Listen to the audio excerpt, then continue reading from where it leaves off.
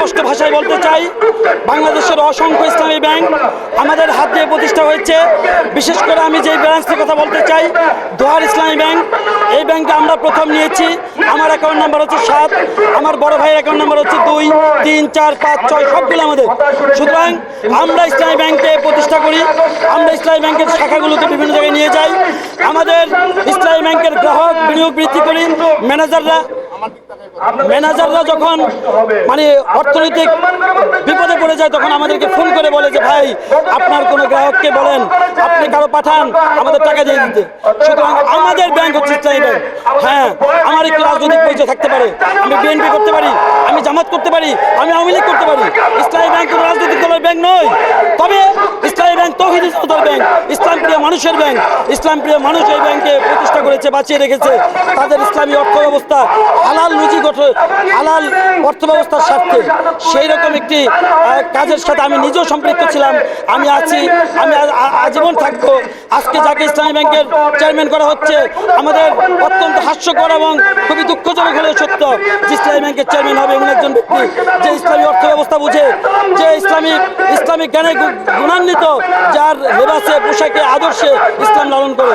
একজন চোর, একজন ডাকাত, একজন বাংলাদেশের ব্যাংক ব্যবস্থা ধ্বংসকারী, বাংলাদেশের ডেপুটি গভর্নর যে 24 আগস্টের পরে পালিয়ে গিয়েছে, সেরকম একজন ব্যক্তিকে ইসলামী ব্যাংকের গভর্নর, ইসলামী ব্যাংকের চেয়ারম্যান করা হবে।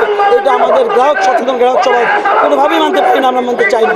সুতরাং সরকারের প্রতি আমাদের আকুল আবেদন, আপনি শহীদ রাষ্ট্রপতি জিয়াউর রহমানের সন্তান, দেশনেত্রী বেগম খালেদা জিয়ার সন্তান, যারা জনগণের পাশ বুঝতো, জনগণের ভাষা বুঝতো, তার সন্তান যদি আপনি হয়ে থাকেন, তার রক্ত যদি আপনার শরীরে প্রবাহিত হয়, আপনার হস্তক্ষেপ আমরা কামনা করছি। এই শিলং সালাউদ্দিনের সহযোগিতায় আছে সালামের প্রেতাত্মারা ইসলামী ব্যাংকে ধ্বংস করার মধ্য দিয়ে মূলত বাংলাদেশের অর্থ ব্যবস্থাকে ধ্বংস করে। আপনাকে ব্যর্থ করতে চাই মাননীয় প্রধানমন্ত্রী, আপনার প্রতি আমাদের আকুল আবেদন, আপনার প্রতি আমাদের শ্রদ্ধা আছে, আপনার প্রতি আমাদের ভালোবাসা আছে, আপনার প্রতি আমাদের সমর্থন আছে।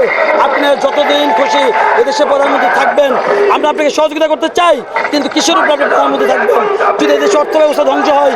অর্থ ব্যবস্থা ধ্বংস হওয়ার মূল চালিকা শক্তি হচ্ছে ইসলামী ব্যাংক, বাংলাদেশের সেরা ব্যাংক, যেই ব্যাংকটি ধ্বংসের একটি মানে একেবারে দোরগোড়ায় রয়েছে। সেখান থেকে উদ্ধারের জন্য আজকের যিনি এই ব্যাংকের স্বনামধন্য এমডি ছিলেন ওমর ফারুক সাহেবকে ফিরে আনতে হবে এবং খুরশেদ আলমকে অবিলম্বে তার চেয়ারম্যান পদ বাতিল করে বরখাস্ত করে।